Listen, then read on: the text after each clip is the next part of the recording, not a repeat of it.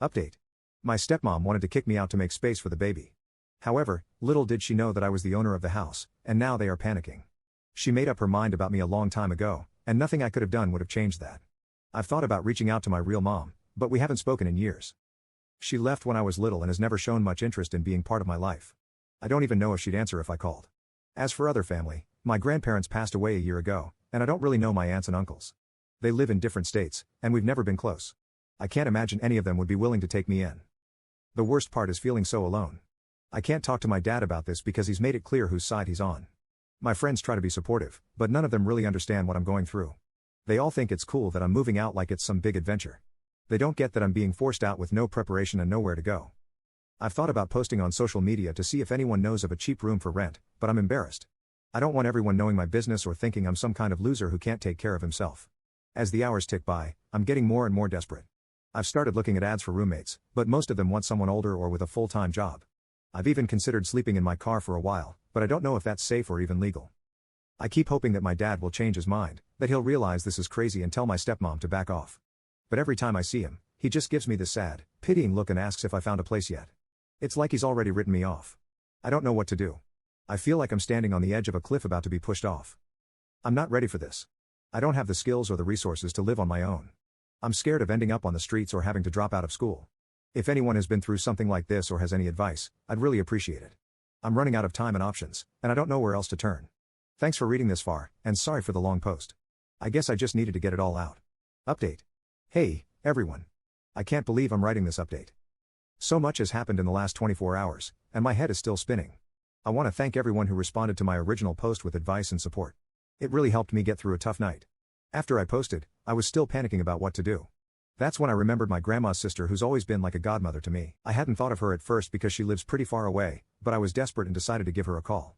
As soon as I explained the situation, she got really quiet. Then she said, "Don't you worry about a thing, sweetie. You don't need to go anywhere. I'm coming there tomorrow, and we'll sort this all out." I was confused but relieved. I tried to tell her it wasn't necessary for her to come all this way, but she insisted. She told me not to say anything to my dad or stepmom and just act normal until she got here. The next day, my stepmom was getting impatient.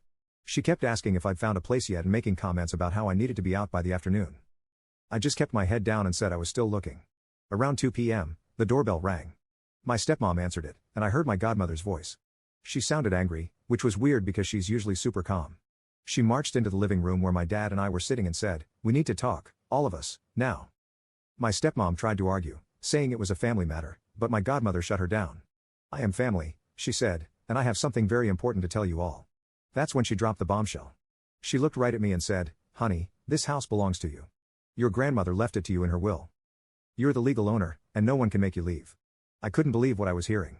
My dad looked shocked, and my stepmom's face turned red. She started sputtering about how that couldn't be true, but my godmother pulled out some papers from her purse.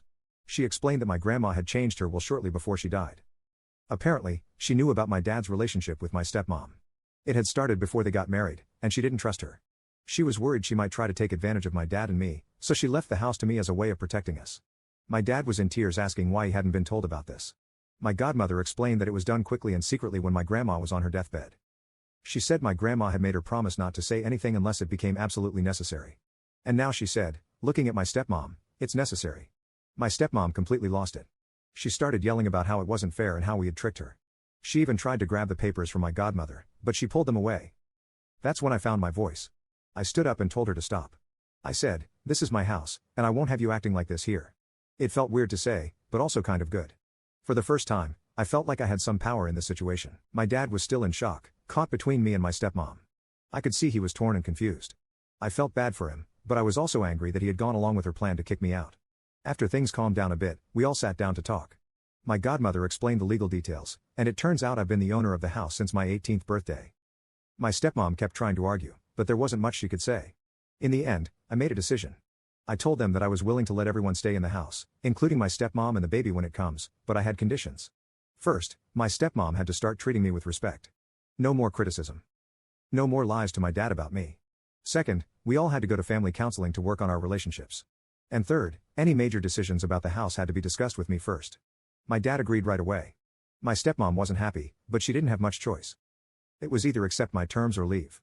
It's been a few days now, and things are still tense. My stepmom barely speaks to me, but at least she's not being openly hostile anymore. My dad seems torn between guilt over what happened and relief that we're all still together. I'm still processing everything. It's weird to suddenly be the owner of a house at 19.